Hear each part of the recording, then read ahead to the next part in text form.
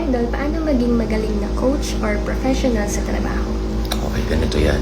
Kunwari doktor tayo, kunwari online coach tayo, trainer. Bukod sa binibigyan natin sila ng workout program, nutrition, kailangan ma-motivate natin sila. Kailangan kilalanin natin yung ugali ng tinitrain natin. Kasi yung iba, kagaya ko, gusto ko na-feel ko yung workout ko, nahihirapan ako. Gusto ko sa pagkain, sobrang healthy, talagang paulit-ulit lang, repetitive, boring.